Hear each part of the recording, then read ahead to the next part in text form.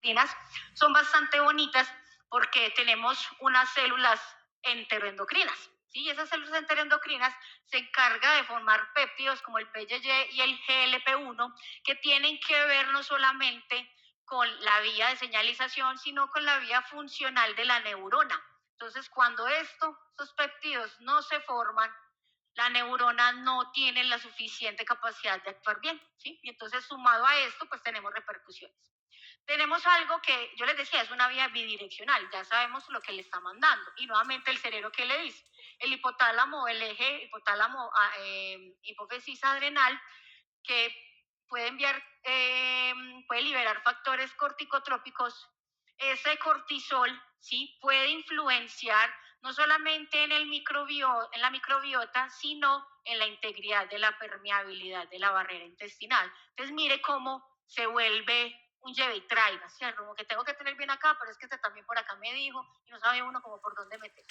Y por último, entonces, tenemos que un cerebro sano permite un intestino estable, pero que una microbiota estable permite obviamente un intestino estable para que el cerebro funcione bien. ¿Sí? Y esto es una vía muy bonita. A mí jamás en la vida me hablaron esto en pregrado e incluso en los múltiples diplomados que he hecho de neurología.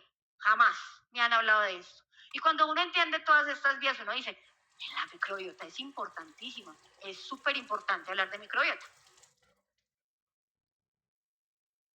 Aquí tenemos entonces una serie.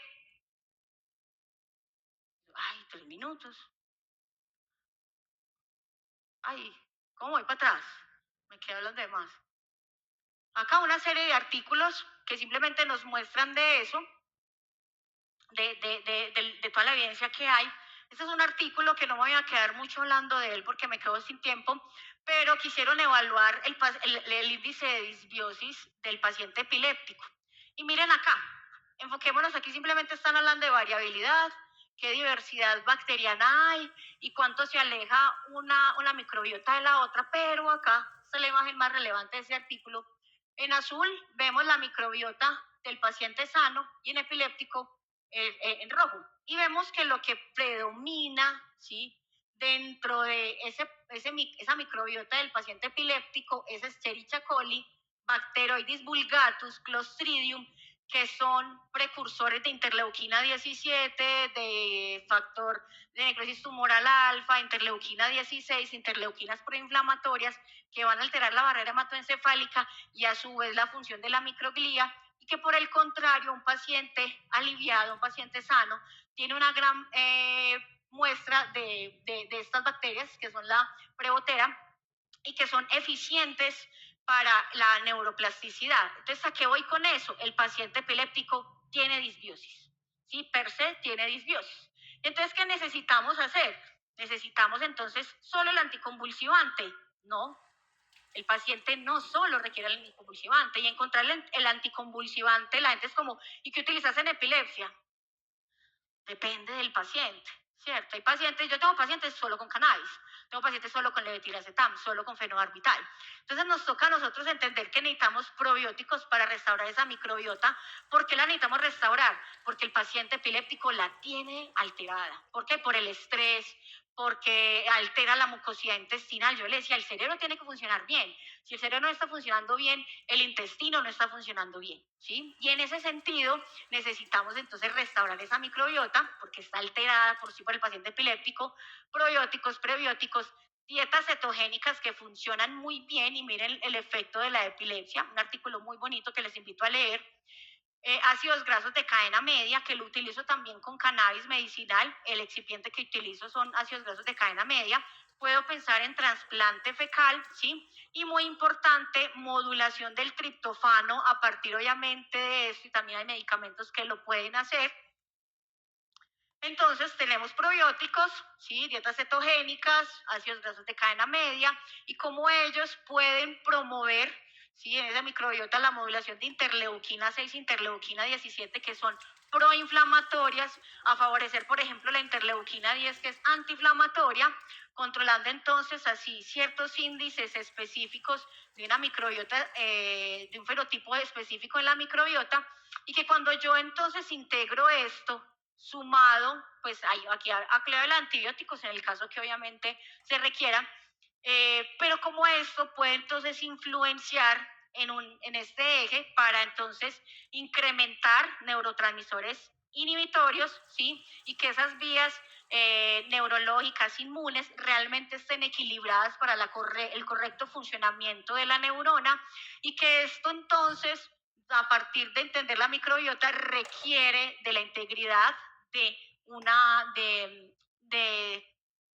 epitelio intestinal, y entonces ahí viene entonces el flamocin compósito. Entonces es cómo trato a estos pacientes: terapia anticonvulsiva, terapia nutricional, probióticos, prebióticos, estilo de vida y manejar la integridad del paciente. Esta imagen, porque ya se me acabó el tiempo, se la dejo para que le tomen foto, pero simplemente nos hablan de cómo yo necesito esto, porque esto es lo que pasa en el paciente epiléptico. Es simplemente el resumen de toda la charla, y el mensaje que digo es: el equilibrio del microbioma intestinal, la integridad de la barrera y la regulación inmune son esenciales para mantener el eje intestino-cerebro sano y prevenir o modular la epilepsia canina. Muchísimas gracias. Por allá atrás están gritando, doctora, por allá están gritando. Ah, Por allá dijeron, ¡Woo! Por aquí. Otra vez, ¿cómo fue? Felicitaciones, y esto es pasar a la medicina moderna.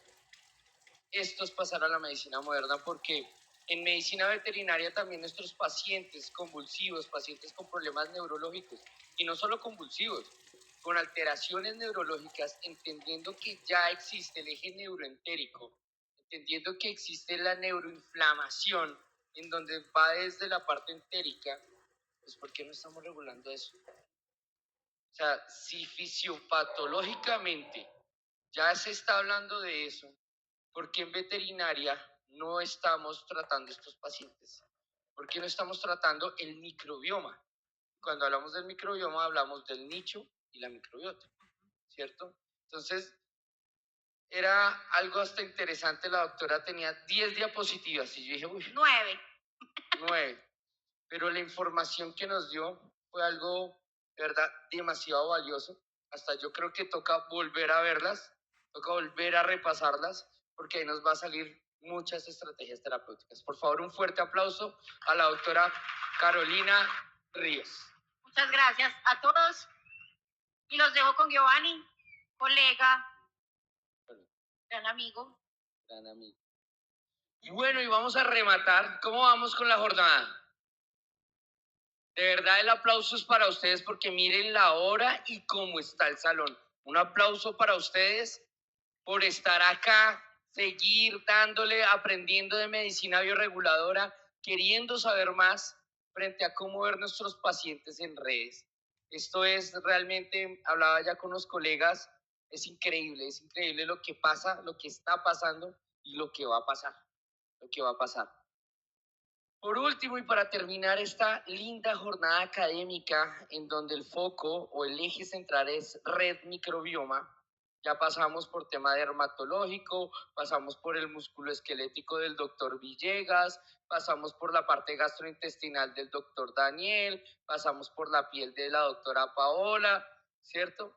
Ya hemos pasado también con nuestras invitadas especiales de Argentina y Brasil, y nos falta un tracto, un sistema muy importante a hablar, que también hay una situación o hay un microbioma muy importante allí, y es el tracto respiratorio.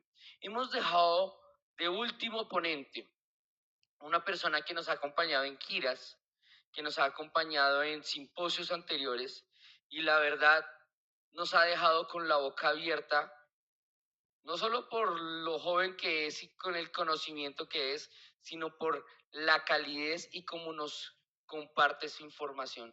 Yo realmente siempre quedo muy asombrado de este colega, de este amigo, de el gran ponente que es, y creo que tenemos un excelente broche, un cierre, ¿cierto? Un broche de oro para este lindo simposio, y por favor démosle un buen y fuerte aplauso al doctor Giovanni Bullón.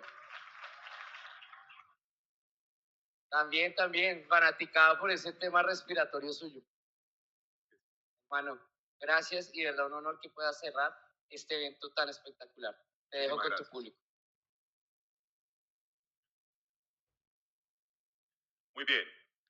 En los últimos años hemos notado un incremento importante en la prevalencia de las enfermedades respiratorias. Y esto lleva a que tengamos una gran responsabilidad en cuanto a entender la interacción en la mucosa y la microbiota nasal. Para mí es un placer estar nuevamente aquí compartiendo con ustedes, hablando de un tema que me apasiona. Sé que la energía cada vez va bajando un poquito más. Vamos a activar esas mitocondrias y vamos a ver muchos casos clínicos en donde vamos a poder ver reflejado precisamente esa interacción. Seguramente cada uno de ustedes ha visto o ha tenido un caso como Bombón. Es un paciente felino con secreción nasal mucopurulenta, es un paciente que presenta estornudos, es un paciente que presenta disnea inspiratoria y estertores, con un test de Jones negativo indicando obstrucción del conducto nasolagrimal izquierdo, y son pacientes muy complicados en cuanto al abordaje diagnóstico y terapéutico. Fíjense esto, el colega nos lo remite y vemos que tiene, bueno, le realizaron una citología de la secreción como tal, en donde vemos un abundante predominio de polimorfonucleares. Pero se hizo a su vez un cultivo tanto micológico como bacteriológico negativo. Y entonces aquí la cuestión es, ¿qué voy a hacer? ¿Es un paciente que requiere antibiótico? ¿Qué tipo de antibiótico voy a utilizar? ¿Es un paciente que lo voy a nebulizar? ¿Voy a inhalarlo? ¿Cuál va a ser el abordaje o la estrategia terapéutica para poder sacar adelante a este paciente que lleva más de 2 años con el cuadro respiratorio? Eso lo vamos a ir descubriendo conforme avancemos en la charla, y precisamente ya se ha hablado mucho de la interacción de lo que es la mucosa nasal con su epitelio pseudoestratificado ciliado, también con la microbiota y la gran cantidad de bacterias que vemos aquí, las principales filos, que van a tener un papel fundamental tanto en la perpetuación del proceso inflamatorio como también en las complicaciones secundarias. Y algo importantísimo que se nos olvida mucho, la inmunología. El sistema o el tejido linfoide asociado a mucosas, específicamente a la cavidad nasal, en donde no solamente va a haber una proliferación de linfocitos B, sino también activación de linfocitos T, específicamente citotóxicos, y la gran producción de inmunoglobulina A e inmunoglobulina G. ¿Qué es importante saber de estas dos inmunoglobulinas? Aunque ya lo mencionaron anteriormente. La inmunoglobulina A va a evitar la adherencia de agentes bacterianos, agentes infecciosos en la mucosa nasal. Y una vez que estos antígenos logran atravesar esa primera barrera, es donde va a ocurrir la activación de la inmunoglobulina G. Eso es importantísimo para el desarrollo y la fisiopatología de una enfermedad que veremos más adelante. Ahora bien, la mucosa nasal tiene unas estrategias defensivas frente a estos antígenos. Sabemos muy bien que la producción de moco es uno de ellos. Recordemos que hay una capa más externa y densa, que es el gel, es mucho más viscosa, y una región más interna, que es el sol, más líquido. La combinación de los dos va a atrapar estos antígenos y va a ayudar a través del segundo mecanismo defensivo, que es la barrera, el movimiento mucociliar. Este movimiento es un movimiento metacronal, es decir, haga de cuenta como el caminar de un 100 pies. Lo que busca es evacuar digamos, secreciones o agentes irritantes que llegan a las vías respiratorias para evacuarlos hacia el medio externo. Y esto es importante, ¿por qué? Porque muchas veces nos preocupa la tos, el estornudo, la secreción nasal, pero hay que entender que son mecanismos fisiológicos para ayudar a evacuar y disminuir el reto antigénico que va a tener la mucosa. Dentro de esa producción de moco tenemos las mucinas, y esto es importante porque aquí se da la secreción de la inmunoglobulina A. Adicionalmente, la activación inmunológica del tejido linfoide asociado a la mucosa nasal. Y aquí viene una parte importantísima, la microbiota. Este es el primer artículo que logró estudiar y caracterizar las bacterias que hacen parte de la microbiota nasal en perros sanos, en perros con rinitis crónica y en perros con neoplasia nasal. Y miren esto tan interesante. Lo primero es que se utiliza una técnica molecular de secuenciación del gen 16S para poder identificar estos agentes infecciosos. Por otro lado, tenemos 26 filos bacterianos, en donde vemos que en perros sanos la mayor proporción va a ser moraxella. Y cuando tenemos una neoplasia en cavidad nasal, esta bacteria disminuye significativamente, mientras que en la rinitis crónica también hay una disminución, pero no es tan severo. Ahora, se está estudiando hasta qué punto Moraxella tiene un papel importante en el desarrollo de estas enfermedades inflamatorias. Por otro lado, hay unos datos interesantes en este artículo. En los pacientes que presentaron neoplasia nasal, no solamente hubo una disminución de Moraxella, sino también un gran aumento en Pasteurella. Y Pasteurella es una bacteria que se está estudiando porque produce toxinas que afectan la mucosa nasal, inducen una displasia y se ve que está relacionado con el desarrollo de neoplasias en la cavidad nasal. Es una bacteria importante a tener en cuenta. Por otro lado, en la rinitis crónica hay una disminución de Moraxella y se ve en varios casos un aumento en la cantidad de micoplasma. Ojo, este es un micoplasma respiratorio, distinto al micoplasma hemotrópico. En este otro artículo, lo que hicieron fue comparar la microbiota nasal en perros sanos, pero de distintas razas dolicocéfalas, razas brachiocefálicas y razas tipo terrier. Ahora bien, rápidamente lo interesante es que las razas brachiocefálicas que encontramos aquí en el grupo B, vemos que tiene una mayor riqueza y variedad de estas bacterias, y algo muy interesante es que a pesar de ser digamos como no tener ningún tipo de enfermedad respiratoria al momento de la evaluación, tenía una disminución en esa Moraxella. Tenía un incremento en Corynebacterium, Streptococcus y Staphylococcus. Entonces es una microbiota muy diferente a la de las otras razas. De hecho, en algunos casos parecido a la microbiota respiratoria de humanos. Y eso es algo bastante interesante. Se cree que ese cambio en estas bacterias tiene que ver por contaminación orofaringia. Y de hecho se está estudiando la relación de transmisión de estafilococos de este tipo de razas por contacto directo con sus tutores. Ahora bien, una vez que entendemos la mucosa y la microbiota, ¿qué factores pueden llevar a que se altere ese equilibrio? Y esto hago mucho énfasis, que es un papel fundamental para el desarrollo de estas enfermedades. Y un muy buen ejemplo es Ali. Ali es un pastor australiano que consultó por prurito nasal, al inicio del video lo podíamos ver, estornudos, no reportaban secreción nasal y era muy inquieto respecto al prurito nasal como lo vemos justamente allí. Ali tenía todos los factores ambientales que pueden afectar una mucosa respiratoria. Vivía en un entorno, en una casa donde había humedades, donde había moho, donde había acumulación de polvo, el tutor era fumador y fuera de eso era pintor, o sea que utilizaba pinturas y disolventes. Tenés todo el combo perfecto para desarrollar una alteración respiratoria, específicamente de vías aéreas superiores. Y hay un dato interesante en este artículo,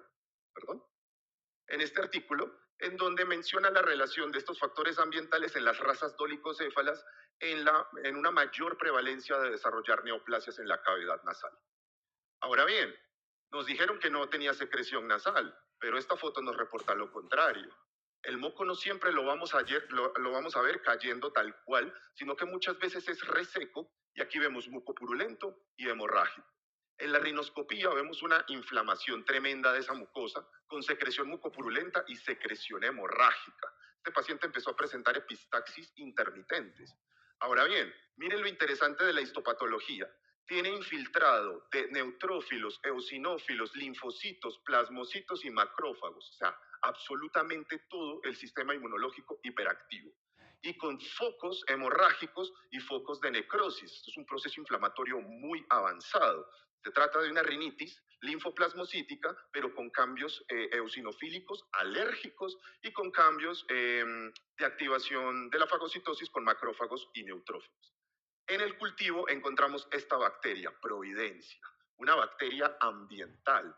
Este es de los casos en los cuales voy al domicilio porque no solamente el paciente estaba afectado, la mamá de la tutora presentaba EPOC y estaba presentando múltiples crisis. El tutor, bueno, fumador como tal, tos crónica, y la tutora había desarrollado una rinitis alérgica. Cuando llegué a la casa, solamente entrar, inmediatamente sentí la irritación respiratoria. Dije, aquí hay algo. Y es uno de esos pocos casos en donde la indicación terapéutica es, tiene que mudarse. Y eso mejoró mucho. Las crisis de POC de la tutora disminuyeron. La rinitis de la madre de la tutora. La rinitis de la tutora desapareció. Con el tratamiento con Ali hicimos un abordaje integral, el cual redujo los signos clínicos. Sin embargo, por el grado de progresión de las lesiones, desarrolló una neoplasia en la cavidad nasal. Y eso es lo que quiero que evitemos. Pilas con los factores ambientales. Bien, LISI es un muy buen ejemplo de que no todo siempre es externo, a veces también viene desde la parte interna. Y aquí es donde se puede hacer la relación intestino-sistema respiratorio, como lo mencionaba el doctor Daniel. Fíjense qué interesante, una paciente con diagnóstico por gastroenterología, de gastritis, duodenitis, esofagitis linfoplasmocítica, tratado por gastroenterología estable. Con el pasar de los años empezó a presentar secreción nasal, estornudos, dificultad para respirar y, oh sorpresa, tenemos una rinitis, una nasofaringitis, incluso formación de pólipos. Diagnóstico, una rinitis linfoplasmocítica. Un paciente que era intestinal, que no tenía factores ambientales relacionados y desarrolló una rinitis linfoplasmocítica por esa misma hiperactivación en cuanto al tejido linfoide asociado a mucosas. De hecho, tenía una bacteria, un Citrobacter, que es una enterobacteria. Ahora bien, cuando hablamos de trastornos de las vías aéreas superiores, debemos reconocer 3 zonas anatómicas. A mí me gusta llamar a esto neumolocalización. Un poquito de envidia con los de neuro, ¿cierto? Entonces, cuando tenemos alteraciones en la cavidad nasal, vamos a presentar estornudos, secreción nasal, estertores, en algunos casos deformación facial. En gatos puede aparecer más comúnmente anosmia y despigmentación de la trufa. En la nasofaringe es donde vamos a encontrar el famoso estornudo inverso, que es un signo clínico que normalmente pasamos de lado, no suele ser muy grave, pero van a ver que sí puede representar algo importante. Estertores, y pasa mucho. Estos pacientes sí producen moco, pero no lo vemos externamente. Es ese paciente que está congestionado y empieza a deglutir. Los tutores dicen es que como que se relame todo el tiempo. Es porque está deglutiendo ese moco. La alteración puede estar más posterior. Y cuando hablamos de laringe vienen los principales sonidos anormales, estridores y estertores, y particularmente sabemos que la mucosa respiratoria también tiene otra función que no tiene nada que ver con la respiración, y es la termorregulación. Pacientes que tengan alteración de vía aérea superior suelen presentar hipertermias que pueden llevar incluso a un golpe de calor, como un caso que les mostraré más adelante. Dependiendo del tipo de secreción, vamos a tener a con qué lo podemos relacionar. La secreción nasal serosa generalmente es por factores irritantes ambientales o por una enfermedad viral.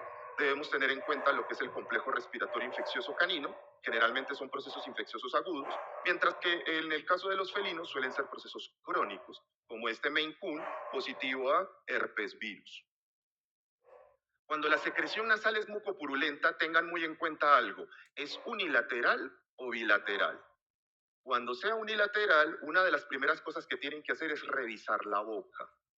Y muchas veces el problema radica allí, en una enfermedad periodontal, una periodontitis, retracción gingival, absceso periapical, fístula oronasal. O sea que lo que está en la mucosa de la cavidad oral va a ver una traslocación bacteriana hacia la cavidad nasal, generando un proceso infeccioso crónico. Y aquí les quiero dejar un gran mensaje.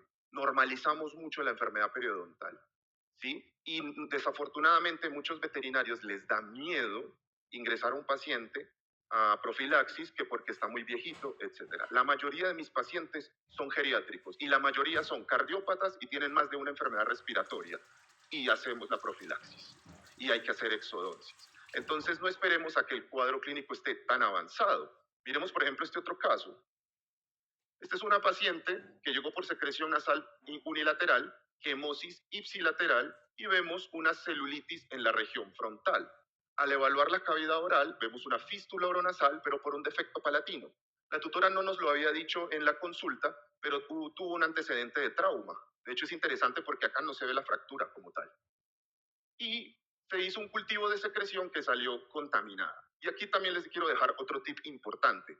No vale la pena tomar cultivo de secreción nasal directamente. Les va a crecer cualquier otra bacteria, o no les sale una bacteria adecuada o microbiota, o simplemente les sale contaminada. Entonces es mejor directamente en el foco infeccioso, o sea, endoscopia. Bien, también puede ser, como en el caso de Lola, esta es una paciente que presentaba secreción nasal mucopurulenta, desafortunadamente había pasado por muchas clínicas, 5 antibióticos diferentes. Y en esos 5 antibióticos me llega un paciente resistente prácticamente a todo. Solo sensible a carbapenémicos, y es una pseudomona, una bacteria muy complicada. Por ende, no es adecuado utilizar antibióticos a diestra y siniestra, al cambio uno, luego cambio al otro. Lo único que estamos haciendo es entrenando esa microbiota para volverse multiresistente. Y por otro lado, casos micológicos como es este paciente con aspergilosis nasal, donde vemos la hipopigmentación y la seromicteria en la zona afectada. La secreción puede ser también hemorrágica, aquí tenemos que pensar en otras cosas. En este caso puede ser un problema nasal, como lo que ocurre con este felino, con un adenocarcinoma nasal. Es una neoplasia poco frecuente de ver en felinos, pero desafortunadamente puede llegar a este punto, en donde es muy poco lo que podemos hacer. Pero no solamente cuando hay hemorragia debemos pensar en un problema nasal intrínseco, puede serle el reflejo de una enfermedad sistémica, como lo que pasó con este paciente. Consulta por epistaxis de presentación aguda. Hicimos un hemograma, trombocitopenia severa por debajo de 50.000, que se confirmó en el frotis. Mírenlo ahí, trombocitopenia marcada, confirmada en el extendido, positivo anaplasma. Este paciente desarrolló una coagulopatía secundaria al hemotrópico, lo cual llevó a que presentara una hemorragia nasal sin tener un problema respiratorio. Bien, pero hay una enfermedad que es muy complicada, es un dolor de cabeza, y en esto quiero detenerme un poquito más, y es la rinitis linfoplasmocítica. Se creía anteriormente que la rinitis linfoplasmocítica era netamente o era más común en perros como tal, pero cada vez hay más artículos mostrando la prevalencia en gatos. Y este artículo es genial, me encanta, se los recomiendo mucho que lo lean. Este artículo es de los primeros artículos que relacionó la fisiopatología de la rinitis linfoplasmocítica con la activación en la mucosa de inmunoglobulina G e inmunoglobulina A, permitiéndonos entender un poquito más la fisiopatología que todavía no es clara. Básicamente lo que sucede es que la mucosa nasal va a estar expuesta a distintos antígenos irritantes.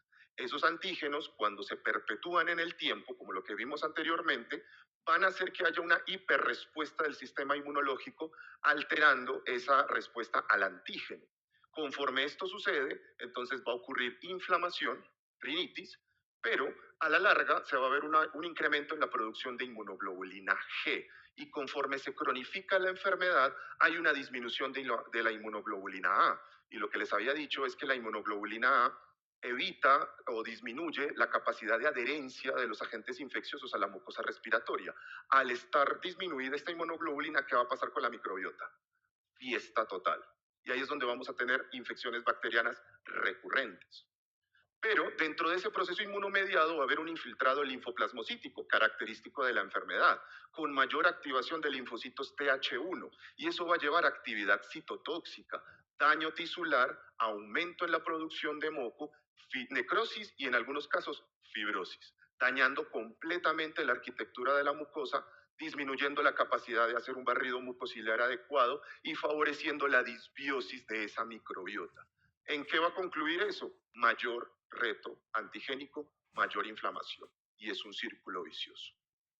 Y un muy buen ejemplo de esto es precisamente Bombón, porque Bombón no estaba respondiendo al tratamiento, ya había pasado por distintos colegas, nada que mejoraba. Y resulta lo siguiente, ¿se acuerdan que les había dicho que se le había hecho un cultivo de salido negativo?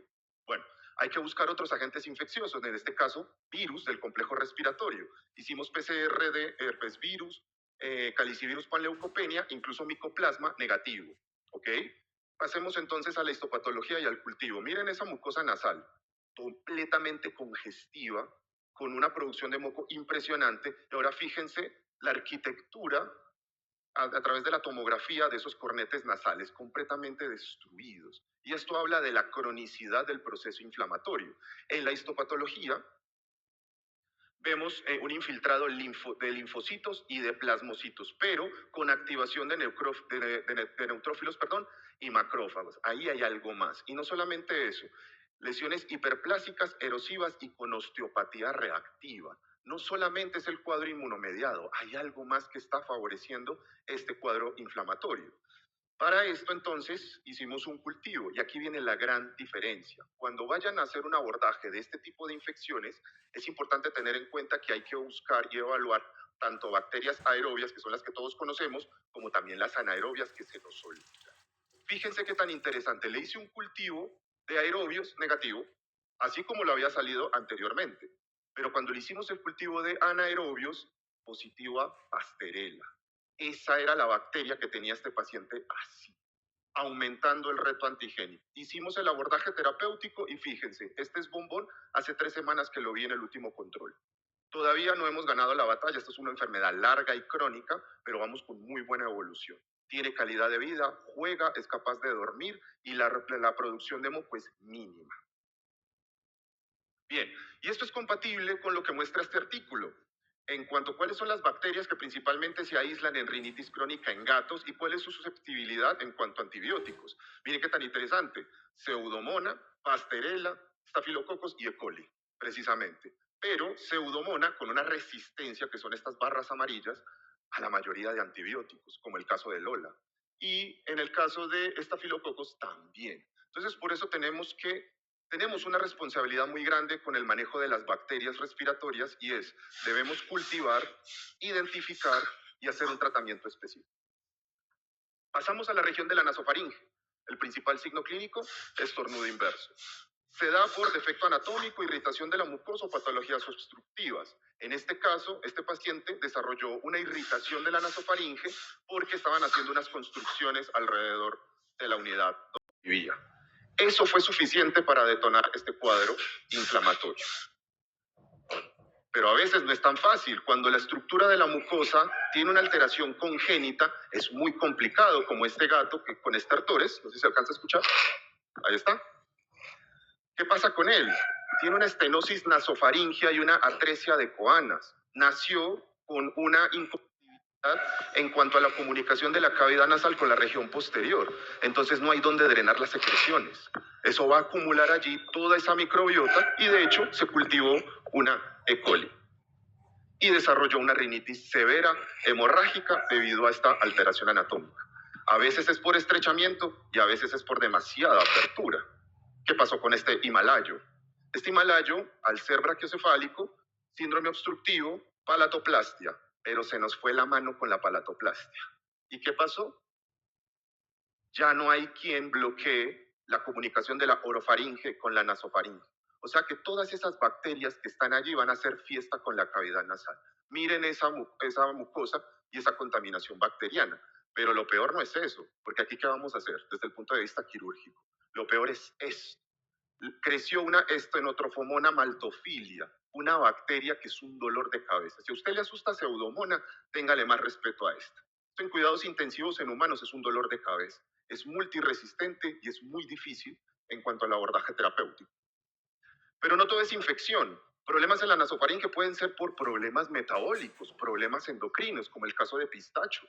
Pistacho es un perrito, es un chihuahua obeso que tenía estertores, dificultad para respirar. Ya. Y a veces estornudos inversos. Miren esta radiografía.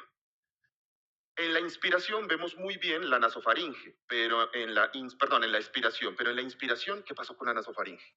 Obstrucción dinámica de la vía aérea superior. O sea que hay un aumento en la resistencia del paso del aire. O sea que el paciente tiene que hacer un esfuerzo inspiratorio y eso va a repercutir en la mucosa de la vía aérea superior, generando inflamación y cambios morfológicos. Este paciente presentó una eversión de los sáculos laringios, que es lo que se conoce como colapso laringio grado 1. Solución, desinflamar, claro, y bajarlo de peso. Es algo que pareciera que inofensivo y es muy importante. Este caso es hermoso. Simba. Simba es un gato que su único motivo de consulta era hace estornudos inversos. Nada más. Come, juega, hace su vida normal. Eso es. Ahora, miren la rinoscopía. Inflamación severa, una acumulación de moco impresionante y más importante aún, ¿por qué estaba generando estornudos inversos? Porque la infección llegó hasta la nasofaringe. Esto era lo que estaba activando los signos clínicos. Bien, mandémoslo a cultivar a ver qué pasó.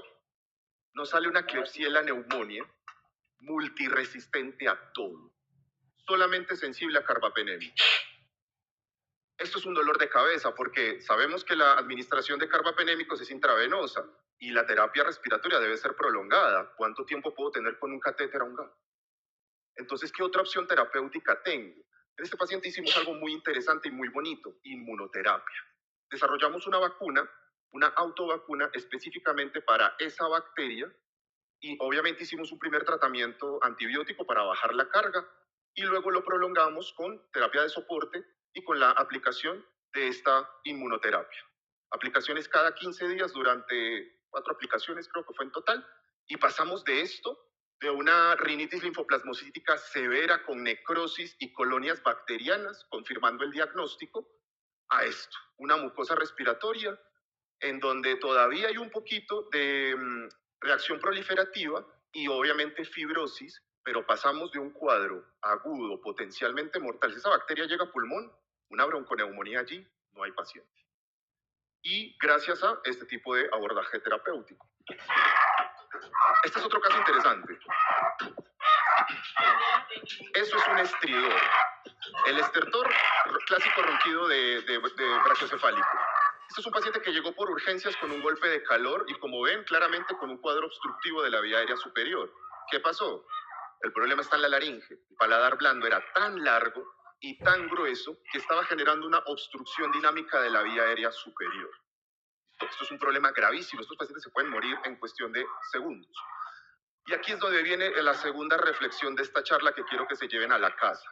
Ojo, los ronquidos o estertores son más comunes en los pacientes brachiocefálicos, pero no siempre. Este no es brachiocefálico.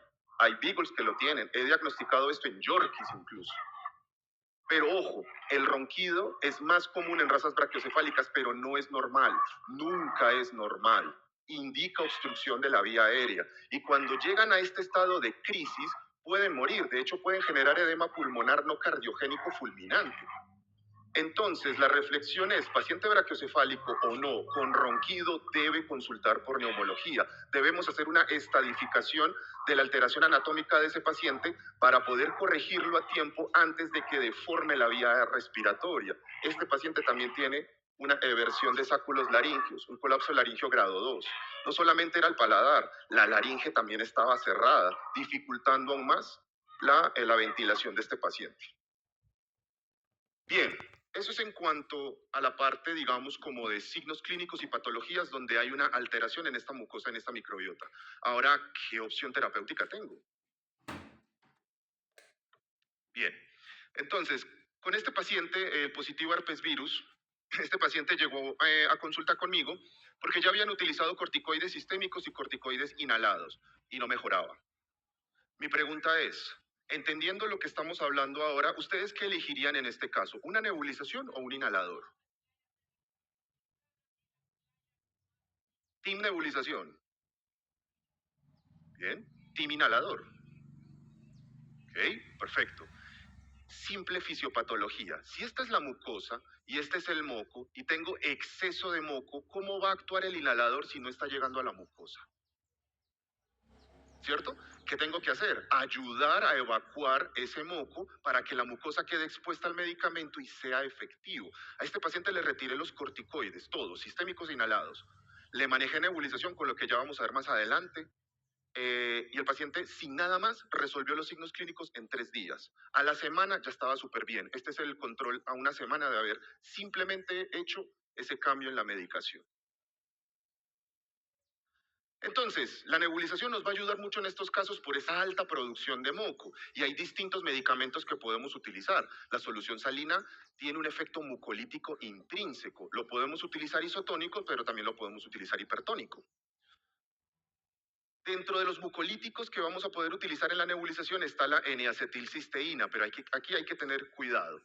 Lo podemos utilizar al corto plazo y con especial cuidado en gatos, porque puede inducir broncoespasmo. ¿Corticoides los podemos utilizar? Sí, aunque en estos casos preferiría utilizarlo de forma sistémica dependiendo del cuadro clínico.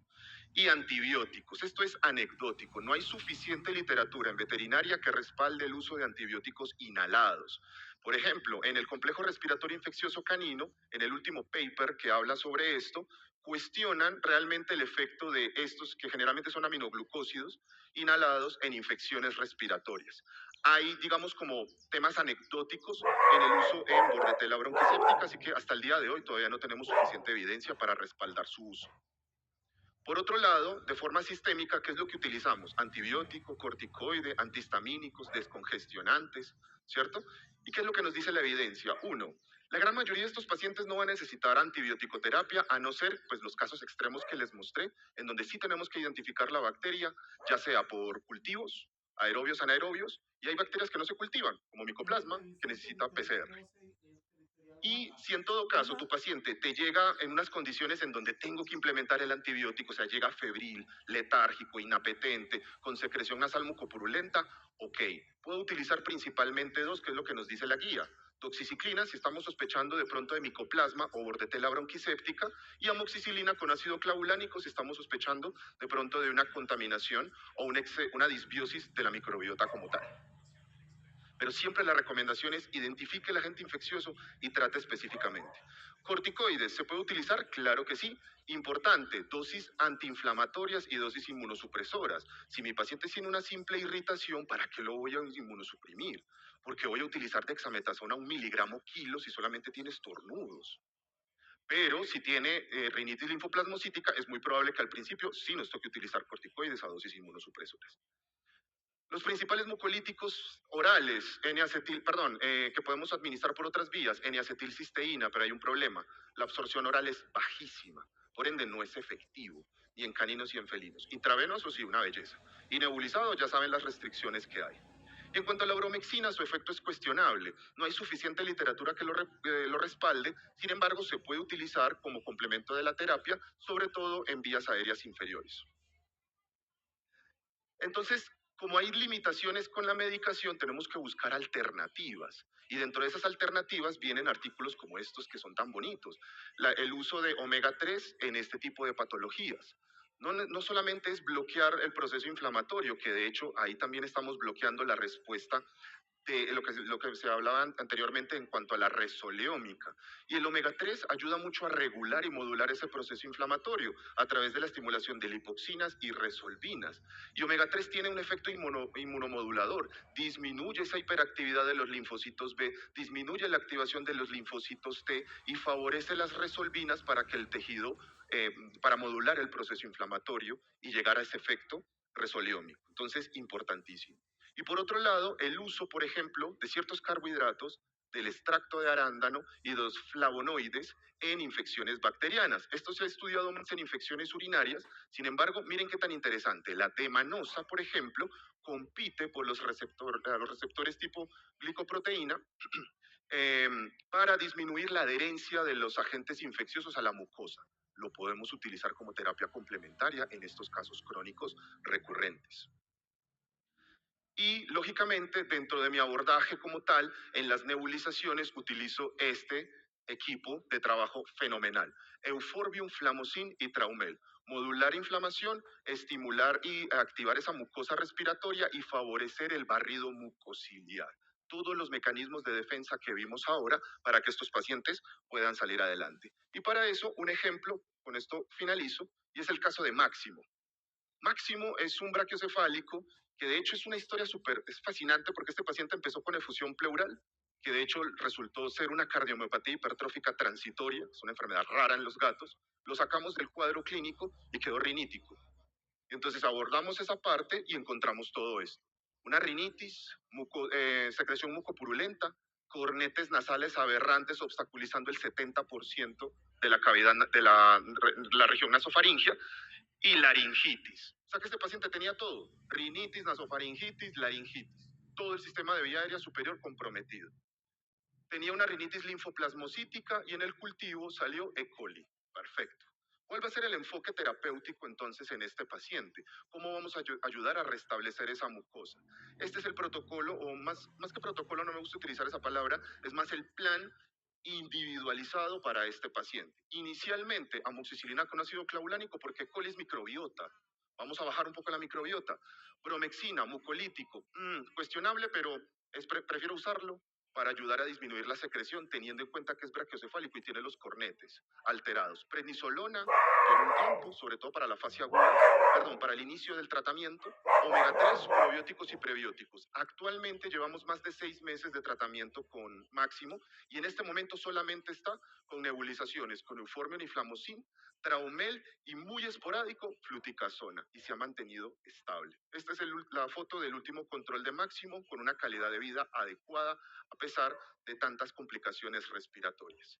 Ese es el mensaje que les quería dejar el día de hoy. Muchas gracias por su atención. Espero que haya sido muy valioso. Muchas gracias.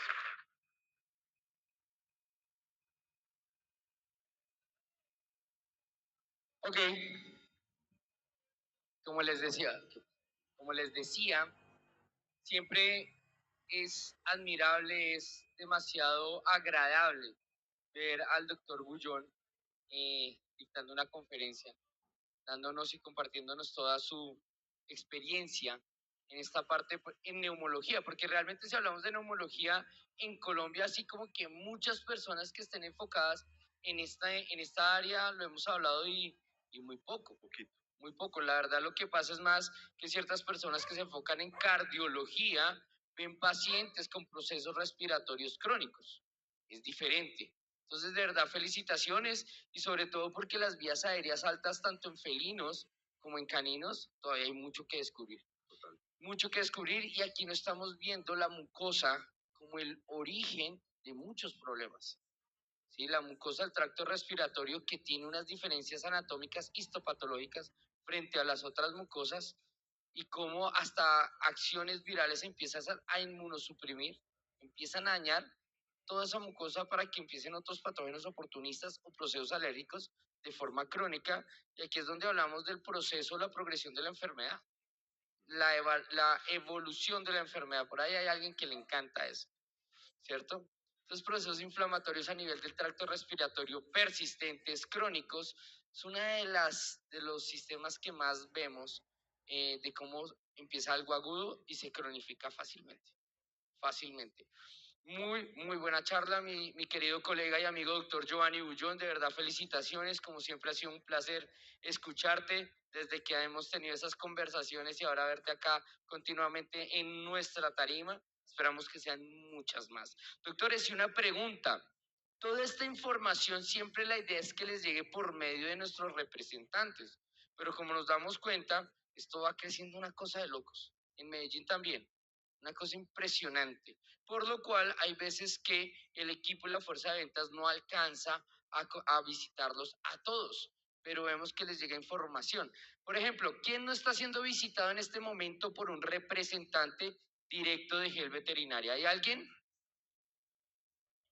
Acá. Las doctoras de Brasil también dicen que no. Bueno, allá, la doctora Leticia tampoco.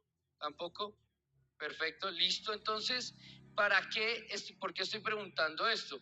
Porque por favor ponemos en los laterales, ahorita tenemos un nuevo servicio que es el Outbound. En este momento, por medio del Outbound, estamos llegando a esas personas que no estamos siendo o que no están siendo visitadas. Por favor, equipo de máster, si ponemos el Outbound, código QR, ¿ok? Para que puedan ser visitadas por medio de nuestra compañera Viviana, por medio de teléfono y también por medio virtual también se hacen unas visitas para poder estar llegando con toda esta información desde la patología de la enfermedad y cómo la terapia bioreguladora se vuelve no complementaria, sino fundamental, porque lo que tú acabas de decir, de cómo disminuyes los tratamientos alopáticos, no por decir que sean malos, sino cómo ahorramos y que lo hablamos en otro lado, pues genial para estos pacientes. Entonces, los que no están siendo visitados, por favor, escaneen este código QR para que puedan poner todos sus datos y allí van a estar visitándolos, contactándolos para darles cada vez más información frente a todo este portafolio de medicamentos bioreguladores. Pero me gustaría, antes de ir a nuestro segmento, nuestra última parte de preguntas, la doctora Carolina, por favor, vámonos alistando. Hemos visto video de CEL, hemos visto video de Cutis, un nuevo integrante del portafolio bioregulador, porque ya sabemos que necesitamos soporte al tegumento, pero deberíamos ver un video del protagonista de este escenario, de este evento, ¿no?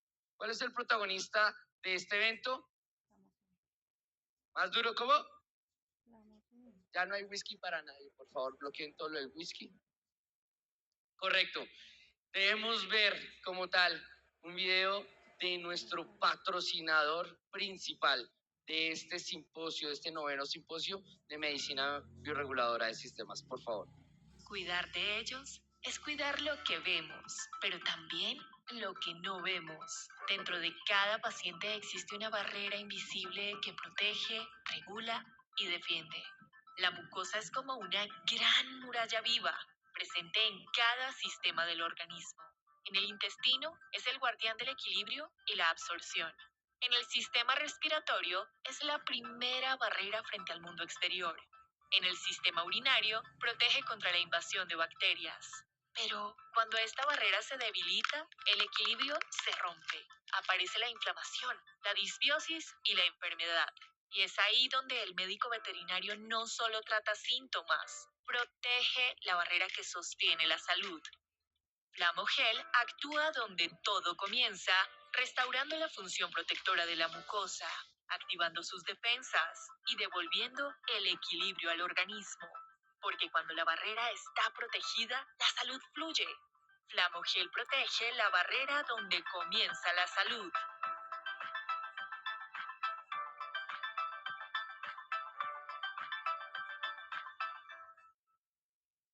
Aló. Bueno, yo creo que se merece un gran aplauso el patrocinador principal de este simposio.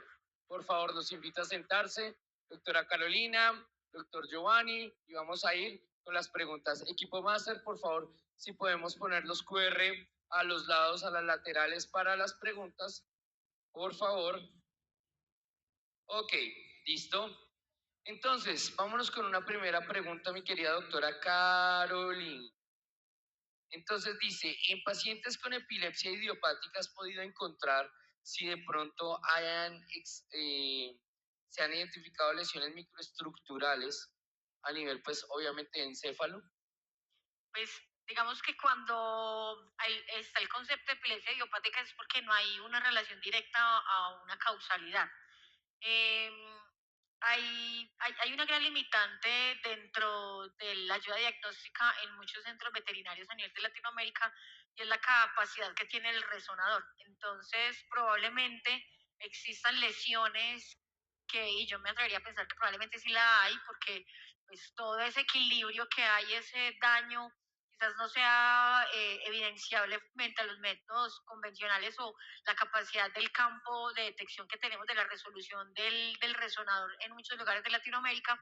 Entonces, cuando hablamos de epilepsia idiopática, no hay algo estructural identificado, pero es probable que por los métodos que actualmente tenemos, sobre todo en Latinoamérica, no podamos evidenciar esas lesiones estructurales. Entonces, de mi parte, no. Tengo pacientes que es epilepsia idiopática, no responden a terapia, pero que de pronto hay otros componentes infecciosos que incluso no son evidenciables en una resonancia, pero sí a partir de un análisis de líquidos cefalorraquídeo, por ejemplo. Perfecto. Y mira que la pregunta me recuerda una cosa, y es, ahorita en este momento estás hablando de pacientes epilépticos, idiopáticos, pero si vamos a ver en cualquier paciente con una alteración del sistema nervioso central encéfalo, también se necesita darle soporte a ese órgano cuando se esté generando alguna lesión. Y esta semana precisamente estuve hablando con una compañera frente a este tema, hablando de un medicamento que a veces no lo tenemos muy presente y es fundamental en esto. Se llama Cerecom. ¿Alguien conoce Cerecom? Entonces imagínense Cerecom, que es compositum, que tiene órganos preparados, obviamente del sistema nervioso central, pero también tiene órganos preparados de placenta para el endotelio vascular, para esa microvascularización que se presenta allí, y que tiene funículos, que tiene embryos, que es para el tejido conectivo, más todos los componentes bioquímicos que se necesita para la actividad celular en un paciente con una alteración estructural en sistema o en encéfalo. ¿Qué tal iría un Cerecom allí? ¿Les parece interesante? Entonces, esto es lo que quiero decirles es, imagínense, el portafolio de gel es muy amplio, demasiado amplio, pero para todas las patologías que existen, siempre hay una oportunidad y un potencial como tal de este portafolio. Bueno, no olviden Cerecom en este tipo de pacientes. Ok, vamos con otra pregunta, mi estimado doctor Giovanni. Temas de nebulización.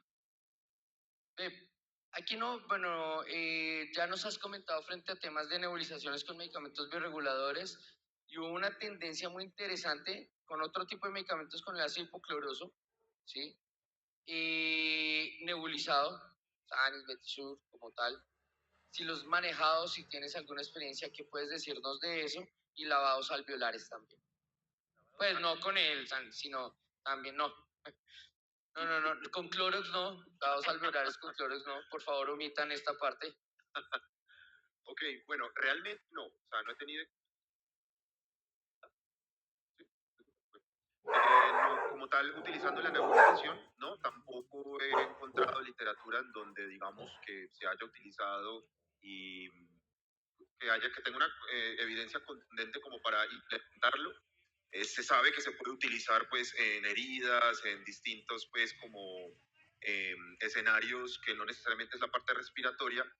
Sin embargo, sí tendría mucho cuidado con utilizar algún producto que de pronto esa mucosa está tan expuesta, tan inflamada, sobre todo en los casos que les mostré, en donde de pronto no siempre estas bacterias van a responder a un cambio en el pH o en el microambiente, porque forman unas capas protectoras como los biofilm. Entonces me encargaría principalmente de ayudar a descongestionarlo mediante otra ruta, como las alternativas que les planteé anteriormente. Perfecto. Doctora Carolina, preguntan aquí, dietas cetogénicas en pacientes convulsivos, ¿qué nos puedes compartir frente a eso? Bueno, realmente soy partidaria de zapatero a su zapato. Siempre mando los pacientes a nutrición para abordar dentro también de las necesidades particulares de ese individuo, cómo realizar una dieta cetogénica y hasta qué punto se puede generar.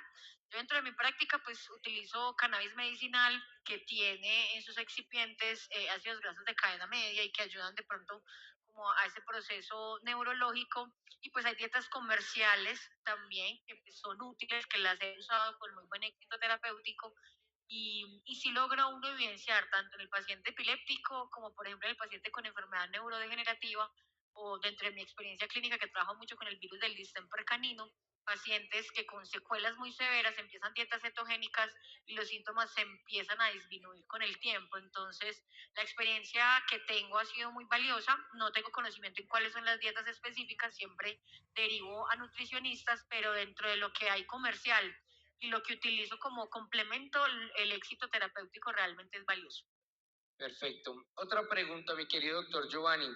Pacientes con traqueobronquitis crónica donde hay calcificación como tal de anillos traqueales, no sé si te han tocado, sí, o estenosis también. ¿Qué puedes sugerirnos frente a manejo, terapias allí? Perfecto. Pues cuando ya hay un proceso... Se fue el micrófono del doctor Giovanni. Master. Master, Hable aquí, Master. Hola, hable hola. aquí. Acércate al micrófono de Carolina, por favor. Listo, sí. Ya. Bueno, cuando hay un proceso de calcificación, esto es muy curioso porque, por ejemplo, en bronquitis crónica es muy común ver en las radiografías de estos pacientes una placa muy compatible con bronquitis crónica, pero el paciente no tose. Entonces, no necesariamente desde el punto de vista radiológico quiere decir que haya inflamación bronquial. Eso es importante tenerlo en cuenta. Y de hecho, esa mineralización no suele activar los receptores de tos, llevando pues a que haya la necesidad de tener que hacer un cambio en la medicación. Y me acuerdo mucho un paciente en particular, Easy, que tenía una y un engrosamiento, Sí. un engrosamiento del tejido conectivo laringio. O sea, cuando entramos fue por otra enfermedad y encontramos un engrosamiento severo, tomamos biopsia, que de hecho fue muy difícil tomarla, en donde mostró una plasia de ese tejido. Hola. Y realmente el paciente era sintomático. Entonces, gracias. Entonces, si hay una traqueobronquitis como tal, el tratamiento, en primer lugar, es identificar la causa. ¿Es un irritante ambiental? ¿Es una infección viral? ¿Es una infección bacteriana? Y con base en eso, establecer el plan diagnóstico. En algunos casos, y sobre todo la traqueobronquitis es secretora, se le da prioridad a la nebulización. Pero si es un evento irritante seco, perfectamente se puede utilizar el inhalador junto con el resto de la terapia, dependiendo de cada caso. Listo, perfecto. Bueno, a mí se me surgen otras preguntitas y que la que he visto aquí como un poco, la que veo a Laura riéndose ahí tanto, vamos a integrarla en esta pregunta. A él, mi peri, mi querida compañera de equipo, mi mano derecha. Pero, porque, digamos, en el tema respiratorio, como les había estado diciendo, es es un sistema que se ve muchísimo como un proceso agudo, una inflamación aguda no resuelta, empieza a generar hasta muchas veces inflamaciones crónicas de bajo grado, donde el paciente no está mostrando sintomatología y después le llega el chicharrón al doctor Giovanni. Es una inflamación crónica donde el tejido ya cambió, o sea, el pulmón ya cambió, la mucosa ya cambió. Es un órgano muy bonito, bueno, entre comillas bonito, pero que nos demuestra muy bien cómo es la evolución de la enfermedad, ¿cierto, Lau? Tú que estuviste ayer un poquito en este tema, el tema de detox y evolución de la enfermedad en un paciente de tema respiratorio oportuno o no oportuno. Por un instante no te estaba entendiendo la pregunta y yo me estaba dando otra vez como risa, pero ya. Sí, digamos que ayer en el presimposio hablamos mucho, como les comentaba, en la tarde, en la mañana, acerca de la matriz extracelular. Y todo este tipo de procesos crónicos lo que hacen es intoxicar a la matrix y que definitivamente se siga perpetuando esa inflamación.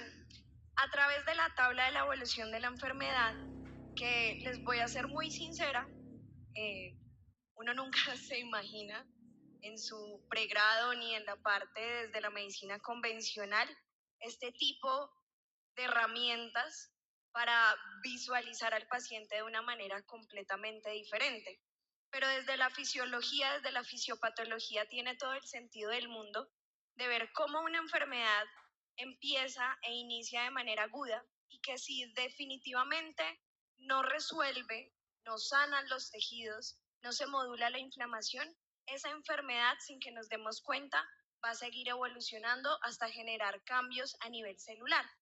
La tabla de la evolución de la enfermedad, cuando uno la ve por primera vez, uno dice, pero esta gente qué, o sea, ¿cómo sacaron todas estas conclusiones? ¿Cómo se lee? ¿Cómo se interpreta? Y aún así, después de tantos años hablando de la medicina bioreguladora, es complejo que nosotros sepamos leerla de una manera completamente adecuada, asertiva e incluso aplicarla de manera clínica en los pacientes, desde el abordaje, desde la anamnesis y también en la manera terapéutica. ¿Quién está de acuerdo que la tabla de la evolución de la enfermedad es algo demasiado importante para esto? Nos toca hacer algo muy importante allí, nos toca trabajar algo bastante. Pero también este tema de la tabla de la evolución de la enfermedad, yo creo que debemos resaltar mucho las personas que nos han apoyado en esto, ¿cierto? Hay personas que han trabajado fuertemente, no solo en la tabla de la evolución, en la medicina bioreguladora. Yo creo que hay personas que han hecho y generado un granito de arena, y no un granito de arena, como una espina para revolver todo esto y cambiarnos la forma de ser, en donde hoy los podemos decir que son muchos docentes, ¿cierto? Pero hay una persona en especial que siempre nos talla y nos talla y nos talla y nos talla de la tabla de la evolución de la enfermedad. ¿Ustedes saben a quién me estoy refiriendo? Por eso, este 9º simposio de medicina bioreguladora de sistemas, queremos brindarle un gran homenaje a una persona que ha sido compañera, guía, que nos ha encaminado en esto, nos ha apasionado en esto, que nos ha retribuido conocimiento, que nos comparte su conocimiento sin condición. Y creo que se merece un gran aplauso y un homenaje de verdad desde el corazón por su trayectoria, por su compromiso, por su compasión, por su pasión a esto, al doctor Diego Aramburu.